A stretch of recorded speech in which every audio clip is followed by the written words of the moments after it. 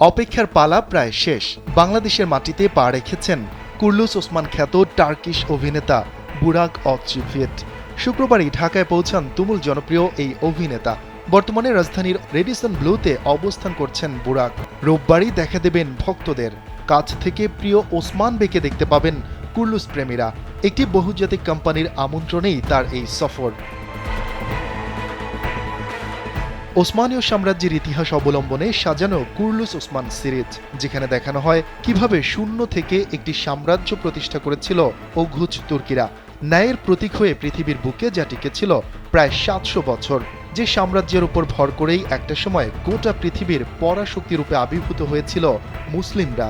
ওয়ালটন ফ্যানের aerodynamic blade ঘরের কোনায় কোনায় ঠান্ডা বাতাস ছড়িয়ে হাওয়া বদলে নেয়।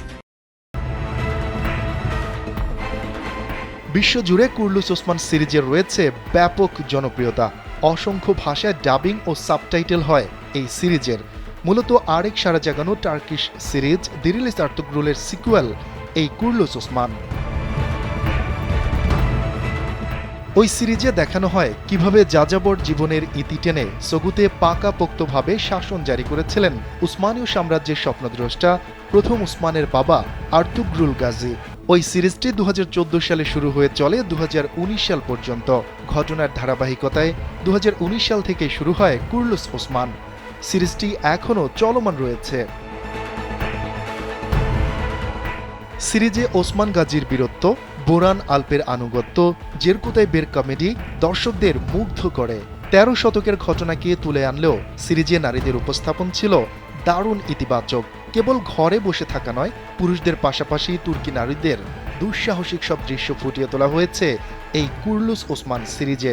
রাবেয়া বালা হাতুন, মালহুন হাতুন ও গুঞ্জা হাতুনের চরিত্রগুলো ছিল বেশ সাহসিকতাপূর্ণ।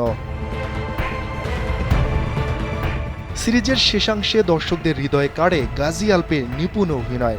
সামনে থেকে ওসমান বেকে দেখে তার মতো সাহসী বে হয়ে উঠতে চায় সে। এজন্য সমবয়সীদের নিয়ে ওসমান গাজী সাজে খুদে গাজী আল্প। তার এই অবস্থা দেখে মুগ্ধ হন ওসমানীয় সাম্রাজ্যের প্রতিষ্ঠাতা ওসমান গাজী।